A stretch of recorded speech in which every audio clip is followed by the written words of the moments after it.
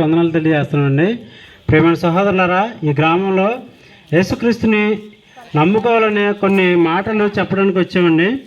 ఎందుకంటే యేసుక్రీస్తు వారిని ఎందుకు నమ్మాలంటే, చూడండి, ఈ లోకంలో జీవించడానికి చాలామంది కుటుంబ యజమానులు కానీ యజమానురాళ్ళు కానీ తన కుటుంబం కోసం ఎంతో కష్టపడతారు, ధనాన్ని దాచుకుంటారు.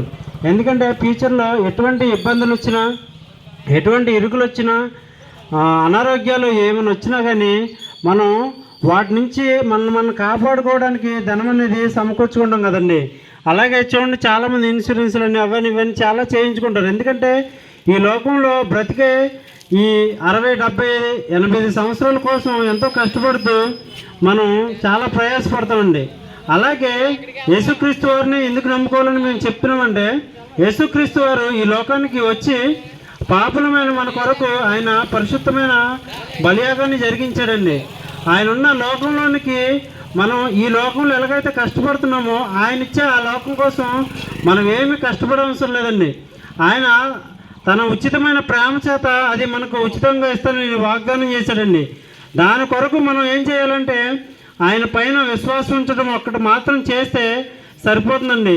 ఆయన గొప్పదైన రాజ్యంలోనికి మనల్ని చేర్చుకుంటానని వాగ్దానం చేశాడు. కనుక యేసుక్రీస్తు నన్ను రక్షించగలడు, ఈ పాపలోకంలో నుంచి నన్ను విడిపించి తానున్న మహిమలోకానికి తీసుకెళ్తానని వాగ్దానం చేశాడు. కనుక ఆయన నమ్ముకుంటే మనకు గొప్పదైన పరలోకం, ఎవరు కొనలేని, విలువ పెట్టి కొనలేని ఆ లోకాన్ని మనకు ఉచితంగా ఇస్తానని వాగ్దానం చేశాడు. కనుక దాని కొరకు మనం ప్రయాసపడి ఆయన మీద విశ్వాసం ఉంచి మనకున్న జీవితంలో ఆయన మీద ఆధారపడుతూ ఆయన ఇచ్చే గొప్పదైన ఆత్మను పొందుకుని ఆయనలో బాప్తిస్మం పొంది ఆయన ఇచ్చే ఆత్మను పొందుకున్న తర్వాత మనకు ఒక నిరీక్షణ ఉందని, ఆ పరలోకం చేరాలంటే ఈ విశ్వాస జీవితంలో పాపం లేని వారిగా మనం బ్రతికితే యేసుక్రీస్తు చెంతకు చేరతాం, తండ్రి చెంతకు చేరతామని నమ్మితే మనకు యేసు ప్రభువారు ఇచ్చే ఆ గొప్ప లోకం దక్కుతుందండి.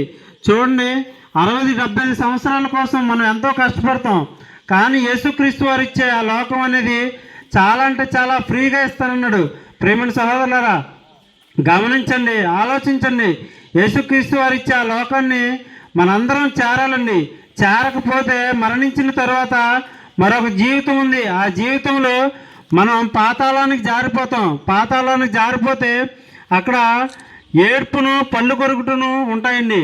అక్కడ మనిషికి శాంతి ఉండదు, సమాధానం ఉండదు. కానీ యేసుక్రీస్తు వారు ఇచ్చే ఆ లోకంలో శాంతి, సమాధానాలు, ఆకలి, దప్పుకలు ఏమీ ఉండవండి.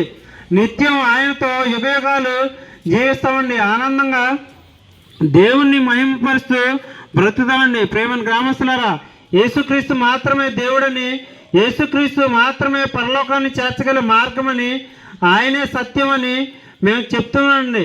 మా చెప్తున్న మాటలు ఆలకించి యేసుక్రీస్తు వారి పైన విశ్వాసం ఉంచుతారని నమ్ముతూ ఈ మాటలు ముగిస్తూ ముందు కొనసాగుతున్నాం. మా పిల్లలు కరపత్రికలు ఇస్తున్నారు, ఆ కరపత్రికలు చదవండి. ఏదన్నా డౌట్ ఉన్నా మీ లోకల్ పాస్టర్ గారిని, లేదంటే మేము ప్రకటిస్తున్న మమ్మల్ని కానీ మీరు కలిస్తే మీకున్న డౌట్లని క్లారిఫై చేస్తాం. కనుక మీరందరూ యేసుక్రీస్తు పైన విశ్వాసం ఉంచాలని ప్రేమతో తెలియజేస్తూ ముందుకు కొనసాగుతున్నామండి. చిన్న ప్రార్థన చేసుకుందామండి.